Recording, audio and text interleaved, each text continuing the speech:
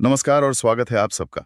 आज हम एक बहुत ही ज़रूरी विषय पर बात करने वाले हैं, खास तौर पर उन हज़ारों विद्यार्थियों के लिए जो कक्षा 12 में हैं। हम बात कर रहे हैं 2026 में होने वाली भूगोल प्रायोगिक परीक्षा की, मतलब ज्योग्राफी प्रैक्टिकल एग्जाम की। हमारे पास इसका जो आधिकारिक अंक विभाजन यानी मार्क्स डिस्ट्रीब्यूशन वाला दस्तावेज है, वो सामने है। शीर्षक है परीक्षा 2026 भूगोल प्रायोगिक अंक विभाजन, क्लास 12th के लिए। हाँ, तो आज हम सिर्फ ये नहीं देखेंगे कि भाई कितने नंबर का क्या आ रहा है। हमारी कोशिश रहेगी कि हम समझें कि इस परीक्षा की पूरी बनावट क्या है, ये असल में विद्यार्थियों से क्या चाहती है, और हाँ, इसकी तैयारी के लिए क्या सबसे अच्छी रणनीति हो सकती है। तो चलिए, इस पूरी स्कीम को जरा खोल कर देखते हैं। तो सबसे पहला और बुनियादी सवाल, ये पूरी प्रैक्टिकल परीक्षा ये है कितने नंबर की आखिर? हाँ, बिल्कुल। यहीं से शुरू करते हैं। देखिए, दस्तावेज में बिल्कुल साफ लिखा है कि भूगोल प्रायोगिक परीक्षा 2026 के लिए जो अधिकतम अंक हैं वो 30 तय किए गए हैं। और ये 30 अंक अपने आप में काफी अहमियत रखते हैं, क्योंकि ये फाइनल रिजल्ट में प्रैक्टिकल का वजन दिखाते हैं। 30 अंक, ठीक है। अब मतलब असली सवाल तो ये है कि ये 30 अंक बंटे कैसे हैं? क्या सारा जोर बस उस एक फाइनल दिन की परीक्षा पर ही है, या फिर जैसे साल भर जो मेहनत होती है उसका भी कुछ हिस्सा है इसमें? हाँ, ये बहुत अच्छा सवाल है। और यहीं पर ये जो अंक विभाजन है, ये काफी दिलचस्प हो जाता है। ये 30 अंक मोटे तौर पर अगर देखें तो दो हिस्सों में बटे हैं। पहला हिस्सा है आपका लिखित प्रश्न पत्र। इसके लिए 16 अंक रखे गए हैं। ये उसी दिन होगा जिस दिन परीक्षा होगी। और जो दूसरा हिस्सा है वो 14 अंकों का है। और ये दो चीजों से मिलकर बना है। एक तो है आपका प्रायोगिक अभिलेख, मतलब प्रैक्टिकल रिकॉर्ड या फाइल जो विद्यार्थी बनाते हैं ना साल भर, वो। और दूसरा है मौखिक परीक्षा, जिसे हम आमतौर पर वाइवा या वीवा वोस कहते हैं। तो रिकॉर्ड और वाइवा, इन दोनों को मिलाकर 14 अंक हैं। अरे वाह! तो 16 नंबर लिखित के और 14 नंबर रिकॉर्ड और वाइवा के, ये तो लगभग मतलब 50-50 जैसे ही बंटवारा हो गया। करीब 53% लिखित और 47% प्रैक्टिकल रिकॉर्ड और वाइवा। हाँ, ये तो साफ इशारा है कि सिर्फ थ्योरी पढ़ लेना या सिर्फ प्रैक्टिकल कर लेना, दोनों अकेले काफी नहीं होंगे। दोनों पर बराबर ध्यान देना होगा। बिल्कुल, ये संतुलन बहुत सोच समझ कर रखा गया लगता है। ये यही दिखाता है कि मूल्यांकन सिर्फ ये नहीं देखेगा कि विद्यार्थी को जानकारी है या नहीं, बल्कि ये भी परखेगा कि वो उस जानकारी को इस्तेमाल करके कुछ बना सकता है या नहीं, और अपने काम को ठीक से सहेज कर, मतलब ऑर्गेनाइज करके रख सकता है या नहीं। चलिए, तो फिर पहले उस 16 नंबर वाले लिखित प्रश्न पत्र की बात करते हैं। इसके बारे में क्या खास जानकारी दी गई है? सुनने में तो लगता है सीधा साधा सा होगा, पर क्या इसमें कोई पेच है? पेज तो नहीं कहूंगी, लेकिन हाँ, इसकी बनावट जानना तैयारी के लिए बेहद जरूरी है। जैसा हमने कहा, कुल 16 अंक है।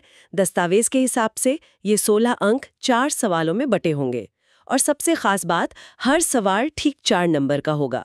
तो 4 सवाल, हर एक 4 नंबर का, कुल हो गए 16 नंबर। और एक और बात है जो इसे सीधा भी बनाती है और शायद थोड़ा मुश्किल भी। दस्तावेज साफ कहता है कि सभी प्रश्न अनिवार्य होंगे। All questions are compulsory. इसका मतलब है कि कोई ऑप्शन या चॉइस नहीं मिलेगी। जो 4 सवाल दिए जाएंगे वो चारों के चारों करने होंगे। कोई चॉइस नहीं है। अच्छा, ये तो तैयारी को और भी ज्यादा फोकस करने पर मजबूर करता है। विद्यार्थियों को पता होना चाहिए कि वो कुछ भी छोड़ने का सोच ही नहीं सकते। तो ये 4 अनिवार्य सवाल जो 16 नंबर देंगे, ये आएंगे कहाँ से? मतलब किन अध्यायों पर ये आधारित होंगे?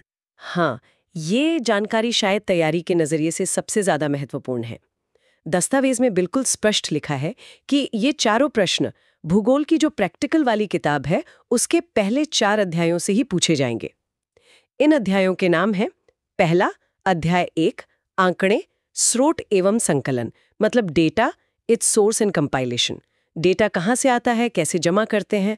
दूसरा अध्याय 2, आंकड़ों का प्रक्रमण, यानी डेटा प्रोसेसिंग, जमा किए डेटा को इस्तेमाल लायक कैसे बनाना है। तीसरा अध्याय 3, आंकड़ों का आलेखीय निरूपण, यानी graphical representation of data, data को ग्राफ, चार्ट्स में कैसे दिखाना है। और चौथा अध्याय 4, स्थानिक सूचना प्रौद्योगिकी, स्पेशल इंफॉर्मेशन टेक्नोलॉजी। इसमें जीआईएस, रिमोट सेंसिंग जैसी चीजें आती हैं। सिर्फ ये 4 अध्याय पूरे 16 नंबर के लिए? अरे ये तो बहुत ही स्पेसिफिक हो गया। इसका मतलब तो ये हुआ कि लिखित परीक्षा पूरी तरह से डेटा हैंडलिंग पर ही केंद्रित है, डेटा जमा करना, उसे साफ करना, उसे दिखाना और फिर जो आधुनिक तकनीक है उससे उसका विश्लेषण करना। बिल्कुल सही पकड़ा आपने। ये एक बहुत बड़ा संकेत है। ये यही दिखाता है कि अब मॉडर्न भूगोल सिर्फ जगहों और नक्शों को याद करने का विषय नहीं है। ये अब एक डेटा आधारित विज्ञान बनता जा रहा है। ये जो 4 अध्याय हैं, ये भूगोल में डेटा लिटरेसी की, मतलब डेटा को समझना और इस्तेमाल करने की क्षमता की नींव रखते हैं। और परीक्षक लिखित परीक्षा में इसी नींव को परखेंगे। तो क्या इसका मतलब ये निकालें कि प्रैक्टिकल परीक्षा के लिखित भाग के लिए जो बाकी थ्योरी के चैप्टर हैं वो उतने जरूरी नहीं है? देखिए, जरूरी नहीं है कहना शायद सही ना हो, जो कि भूगोल की पूरी समझ के लिए तो सब कुछ जुड़ा हुआ है। लेकिन हाँ, इस खास 16 नंबर की लिखित परीक्षा के लिहाज से फोकस पूरी तरह इन्हीं 4 अध्यायों पर रहने वाला है। विद्यार्थियों को इन चारों अध्यायों की थ्योरी, उनमें दिए गए जो तरीके हैं, जो फॉर्मूलाज हैं, उनको बहुत अच्छे से समझना होगा, क्योंकि सवाल सीधे यहीं से बनेंगे और कोई विकल्प भी नहीं होगा। समझ गया। तो लिखित परीक्षा का मामला तो एकदम साफ है। शुरू के 4 प्रैक्टिकल वाले चैप्टर, 4 सवाल आएंगे, 16 नंबर के होंगे और कोई चॉइस नहीं मिलेगी। अब आते हैं बाकी के 14 नंबरों पर। वो जो प्रैक्टिकल रिकॉर्ड और वाइवा के लिए हैं, उनका अंदर का बंटवारा क्या है? उन 14 अंकों में से एक बहुत बड़ा हिस्सा, यानी आप देखिए पूरे 10 अंक, सिर्फ प्रायोगिक अभिलेख यानी प्रैक्टिकल रिकॉर्ड के लिए रखे गए हैं। ये वही फाइल या रिकॉर्ड बुक है जिसे छात्र साल भर में जो भी प्रैक्टिकल काम करते हैं उसके आधार पर तैयार करते हैं। और बाकी जो बचे 4 अंक हैं वो मौखिक परीक्षा यानी वाइवा के लिए है। 10 अंक, 30 में से 10 अंक सिर्फ रिकॉर्ड के। ये तो परीक्षा के कुल अंकों का सीधा सीधा 1/3 हिस्सा हो गया। ये तो बहुत ही ज्यादा महत्व दिया गया है फाइल को। हाँ, और ये मुझे लगता है जानबूझकर किया गया है। ये इस बात पर जोर देता है कि प्रैक्टिकल सिर्फ परीक्षा वाले दिन की चीज नहीं है, ये एक पूरे साल चलने वाली प्रक्रिया है। वो जो 10 अंक हैं, वो सिर्फ फाइल कितनी मोटी है या कितनी सुंदर है इसके नहीं है। वो इस बात के हैं कि विद्यार्थी ने कितनी नियमितता से, मतलब कंसिस्टेंसी से काम किया है, कितनी सफाई और सटीकता, एक्यूरेसी के साथ काम किया है, और क्या उसे जो उसने किया है उसकी समझ भी है। तो फिर एक अच्छी प्रैक्टिकल रिकॉर्ड फाइल जिसमें पूरे 10 नंबर मिल सकें, उसमें क्या क्या होना चाहिए?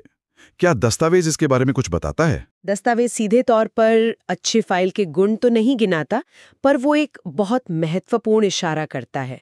वो ये कहता है कि प्रैक्टिकल कार्य, भूगोल में प्रयोगात्मक कार्य भाग 2 नाम की जो पुस्तक है, उसके आधार पर होगा। ये एनसीईआरटी से कॉपीराइट के तहत प्रकाशित है।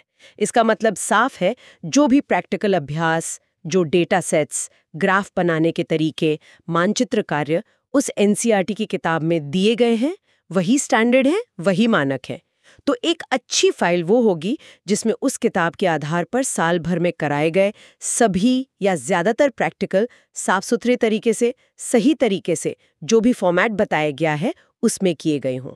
उसमें डेटा सही लिखा हो, जो गणनाएं हैं, कैलकुलेशंस, वो सही हों, ग्राफ और मैप सही स्केल और नियमों के हिसाब से बने हों, लेबलिंग वगैरह ठीक हो और सब कुछ व्यवस्थित तरीके से लगा हो।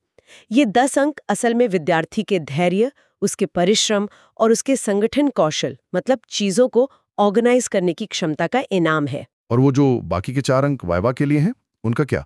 वाइवा में क्या परखा जाता है? दीक्षा, वो सिर्फ रटे हुए जवाब जानने के लिए नहीं होती।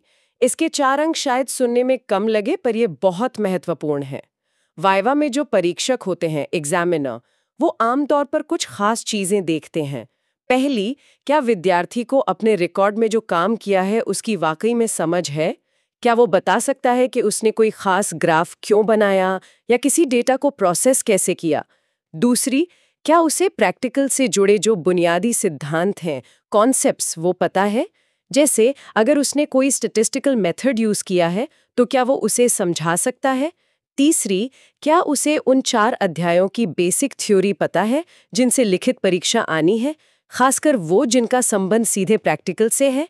और हाँ, चौथी बात, उसका आत्मविश्वास कैसा है और वो अपनी बात को कितनी स्पष्टता से रख पाता है, ये भी मायने रखता है। तो ये 4 अंक छात्र की जो गहरी समझ है और उसकी कम्युनिकेशन स्किल है, उसको परखते हैं।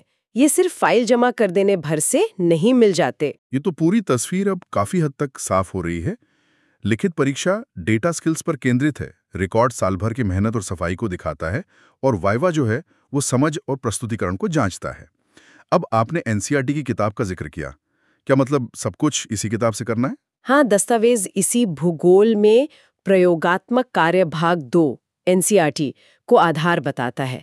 अब ये एक तरह से सिलेबस या गाइडलाइन का काम करती है। इससे स्कूलों और शिक्षकों को भी एक रूपता बनाए रखने में मदद मिलती है कि भाई किस तरह के प्रैक्टिकल करवाने हैं, और छात्रों को भी पता होता है कि उनसे क्या उम्मीद की जा रही है। अच्छा, इस दस्तावेज में आखिर में कुछ सामान्य सवाल जवाब मतलब एफएक्यूज जैसे भी दिए हैं। क्या हम एक बार जल्दी से उन्हें देख लें ताकि सारी मुख्य बातें पक्की हो जाएं? हाँ हाँ, बिल्कुल। ये FAQs एक तरह से क्विक रिकैप जैसे हैं। चलिए देखते हैं। पहला सवाल है, कुल अंक कितने? जवाब 30। फिर प्रश्न पत्र के अंक कितने? जवाब 16। प्रैक्टिकल रिकॉर्ड और वाइवा के कुल अंक कितने? जवाब 14। प्रश्न पत्र में कितने सवाल होंगे? जवाब 4।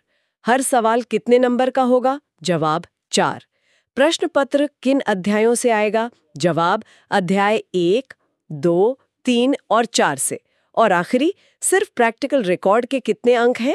जवाब 10। बढ़िया, ये तो एकदम क्रिस्टल क्लियर हो गया। तो अब अगर हम इसे एक छात्र के नजरिए से देखें, उसके लिए इस पूरी जानकारी का मतलब क्या निकलता है?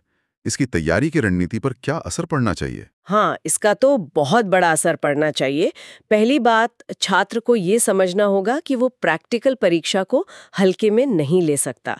ये कुल भूगोल के अंकों का एक बहुत महत्वपूर्ण हिस्सा है। दूसरी बात, उसे साफ साफ पता है कि लिखित परीक्षा के जो 16 नंबर हैं, उनके लिए उसे सिर्फ पहले 4 प्रैक्टिकल वाले अध्यायों पर बहुत गहराई से फोकस करना है। उनकी थ्योरी, उनके तरीके, सब कुछ। कोई चॉइस नहीं है, तो कुछ भी छोड़ने का तो सवाल ही नहीं उठता। तीसरी और शायद सबसे अहम बात, उसे ये साफ दिख रहा है कि प्रैक्टिकल रिकॉर्ड के 10 अंक हैं। इसका मतलब है कि उसे साल की शुरुआत से ही प्रैक्टिकल काम को गंभीरता से लेना होगा। हर प्रैक्टिकल को समय पर करना, सफाई से करना और उसे ठीक से रिकॉर्ड करना, ये आदत बनानी होगी।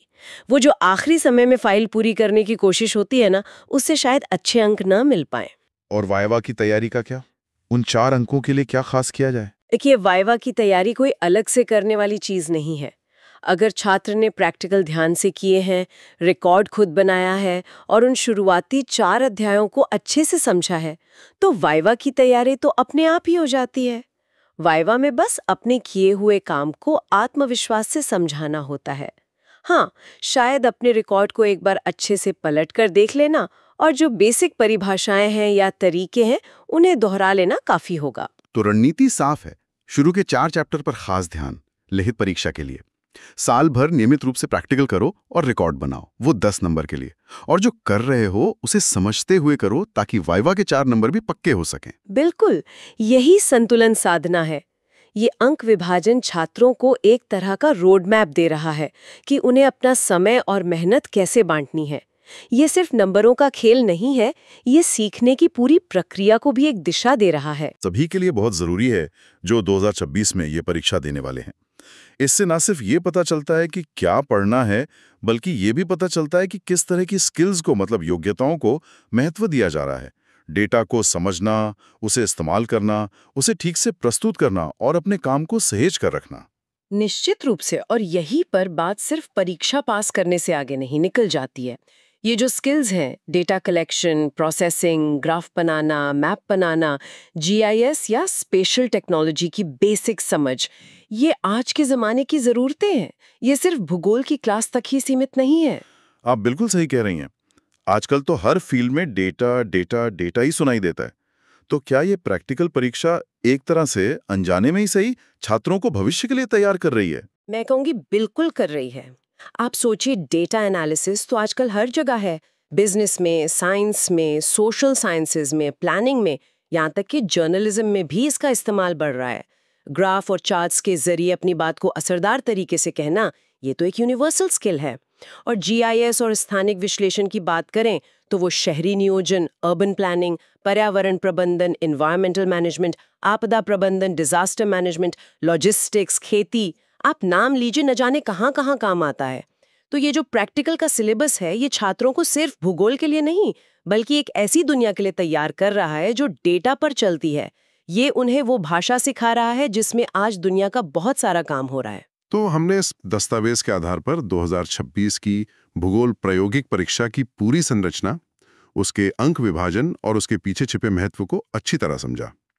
ये सिर्फ परीक्षा का पैटर्न नहीं है, बल्कि एक संकेत भी है कि भूगोल किस दिशा में जा रहा है और छात्रों से अब किन योग्यताओं की उम्मीद की जा रही है। बिल्कुल। ये तैयारी के लिए एक स्पष्ट गाइड तो है ही, साथ ही ये आधुनिक भूगोल में डेटा कौशल के बढ़ते महत्व को भी साफ तौर पर रेखांकित करता है। और यहाँ एक अंतिम विचार मैं छोड़ना चाहूंगी जिस पर शायद छात्र मंथन कर सकते हैं। छात्र इस प्रैक्टिकल सिलेबस को सिर्फ परीक्षा पास करने के नजरिए से ना देखें, बल्कि ये सोचें कि वो इन विशिष्ट स्किल्स को डेटा जमा करना, उसे प्रोसेस करना, उसे खूबसूरती से दिखाना और स्थानिक तकनीक को समझना को अभी से कैसे और मजबूत कर सकते हैं। और भविष्य में चाहे वो भूगोल पढ़े या कोई और विषय चुने, इन स्किल्स का इस्तेमाल वो अपने एकेडमिक के प्रोफेशनल जीवन में कहाँ और कैसे कर सकते हैं, ये सोचना शायद इस पूरी कवायद को और भी ज्यादा सार्थक बना देगा।